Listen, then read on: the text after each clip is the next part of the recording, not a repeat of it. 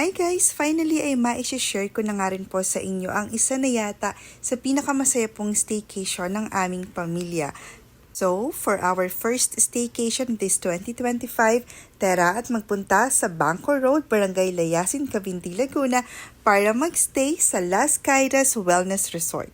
And as soon as we arrive nga po sa resort ay winelcome kami ng kanilang receptionist and also binigyan din nila kami ng wet towels to freshen up and welcome drinks na rin. Ay nakakatuwa lang guys kasi we've been looking for months habang nasa barko pa si daddy kung saan kami mag-i-stay sa bakasyon niya and napakarami namin naging options pero wala yung swak talaga sa gusto namin. Kaya naman laking tuwa namin ng 2 days bago umuwi si daddy ay nakita niya nga itong Las Caídas Wellness Resort na ito. So nung nakita ko na nandun na halos lahat ng kailangan namin and malapit lang siya kung saan kami nakatira ay nag-inquire agad ako and luckily I think this was really for us kasi ay available yung date na gusto namin. So syempre magpapahuli pa ba tayo? Syempre hindi na kaya naman napabook tayo agad.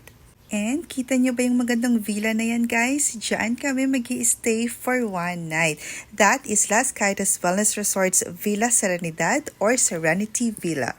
Kapag nag-book nga po kayo sa kanila, ay meron din kayong personal butler. So in our experience, we've had like 3 butlers kasi po they are working on shifts. And lahat sila ay sobrang professional, mababait, magigiliw, and napaka-maasikaso talaga. Guys, flex ko lang din kung gaano ka-sweet ang aking asawa kasi sabi niya sa akin for this staycation, ang gusto niya talaga is makapag-relax ako, makapag-unwind. Ayaw niya nung mapapagod ako, kakaasikaso, kakaluto. Kaya naman, isa sa mga nagustuhan po namin dito sa Las Caídas is that may restaurant sila. So, pwede kayo mag-advance order sa inyo pong butler and then ide-deliver nila yung food and sa setup na rin sa inyong villa. And villa tour, diba pinto pa lang, sobrang syala na talaga. As in, nakadami ako ng pictures sa pinto na yan kasi sobrang ganda po talaga. And guys, appreciate naman natin kung gaano kabongga and kaganda po and ka-homebodies talaga ang Serenity Villa na ito. Yung tipong white and wood theme, homebodies na homebodies talaga. Very relaxing talaga and napakaganda niya. Sa baba nga po ay meron silang bathroom. So since we booked for 3 packs or 3 guests, binigyan nila kami ng 3 bathrobes which is good. May bathtub din and very spacious po, very clean na kanilang bathroom. And also, ito yung pinaka-spot ni Emmanuel talaga sa lahat ng area dito sa villa, ang swimming pool. Kasi po ay isa ito sa mga nagustuhan namin dito sa Las Caídas Wellness Resort sa Serenity Villa is that you'll have your own pool and wala kayong kapitbahay. So, napakadami kong aura bells dyan sa swimming area na yan kasi nga po ay wala makakakita sa akin. Siguro mga ibon lang, ganon. And may pahamok din sila. So, dyan nag-enjoy talaga si daddy. And that's us. Alam niyo na ang kasunod. Tara na sa 2nd floor. Very picture perfect nga po ang every corner dito sa Serenity Villa. And guys, look at your bedroom. So this bedroom is actually a connecting room. So that's the master's bedroom and ito po yung 2nd room. So dyan mag-i-stay si Emmanuel. Dyan yung kanyang kwarto and very comfy talaga ng place. And also sa 2nd floor, you'll have your own bathroom din. Sobrang linis guys and lahat talaga ng gamit ay bagong-bago pa. And meron din itong balcony. So this one, ito yung overlooking dun sa pool and sa kagubatan. Itong part na ito, ayan. So this is the back side of the villa. And then there's also a balcony sa front side naman. So just imagine in the morning, ito yung view na makikita mo. Grabe, sobrang breathtaking lang talaga. Diba? Mapapa-thank you Lord ka na lang talaga sa napakagandang lugar at view na ito. And one of the things nga po na nagustuhan ko, though hindi naman namin talaga nagamit, is yung heater ng pool. Kasi nga summertime guys, mainit na yung panahon so ayaw namin maglublob sa mainit na tubig. But if you're planning to stay here during December to Feb, this one is really good kasi po ay may heater yung pool nila. So, ma-enjoy nyo pa rin mag-swimming kahit na medyo malamig ang panahon. And kahit nga po sa outdoor shower nila, pwede rin kayo mag-pictorial sa sobrang ganda talaga. And one of the highlights po ng pagstay namin sa Las Caídas Wellness Resort, I think kita nyo naman, The sunset. Yes, sobrang ganda, mesmerizing, very magical talaga ang sunset view na iyan. Imagine this view with the people you love. And it's dinner time! Sobrang hassle-free talaga ang magstay dito sa Las Caídas kasi po ay nag-advance order lang kami ng dinner namin and sinerve and sinet up na rin po nila lahat para po sa amin. And after dinner nga po ay nag-decide kaming mag-walking ni Daddy and since gabi na po ay medyo malamig na rin talaga ang hangin. Plus, appreciate natin kung gaano kaganda yung mga pailaw nila dito po sa kanilang mga pathway. Sobrang anlakas lang talaga maka-nature vibes. And habang wala pala kami ni Daddy ay ayan si Emmanuel nagti-TikTok. And after nga po ng isang napakasaya po namin na maghapon ay it's finally time to relax na po. So before po kami matulog ay nanood muna kami ng movie, ng ilang videos.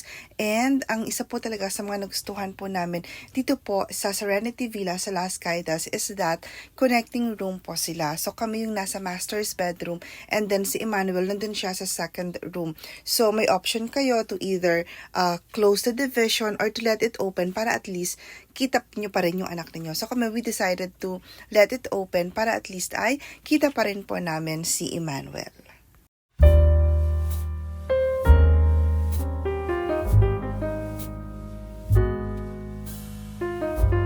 Nakita niyo rin ba kung gaano kaganda ang sunrise? Nag-set po talaga kami ng alarm ni Daddy para maaga kaming magising, para maabutan namin yung sunrise. Usually, sunset lovers talaga kami. Pero ano ba naman yung extra effort to wake up early para makita rin natin yung kagandahan ng sunrise.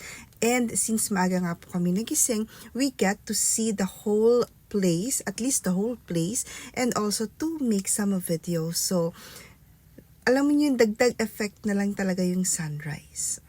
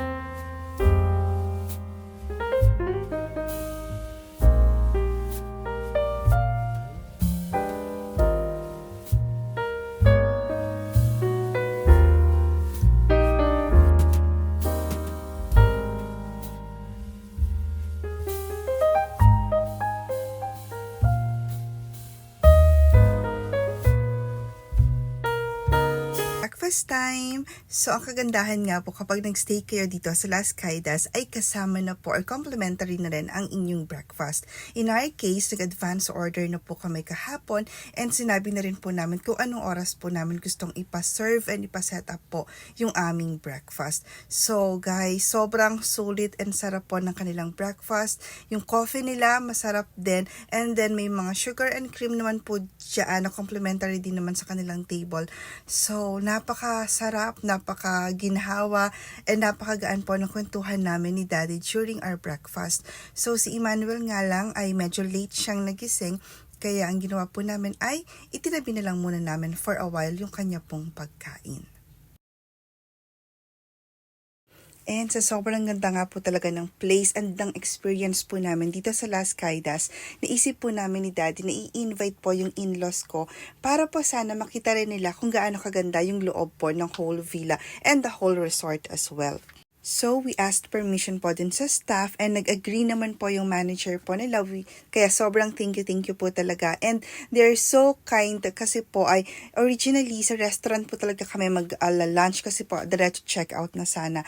But they're so kind and let us have our lunch dito pa rin po sa villa. Kaya, ayan, nag-enjoy kami sa sobrang sarap and sa sobrang ganda lang po talaga ng place.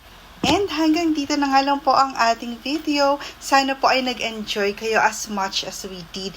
Nasa screen na po ang kanilang Facebook page so you can simply message them for inquiries. So all in all nga po ay naging masaya and very memorable talaga ang aming experience dito sa Las Caitas Wellness Resort.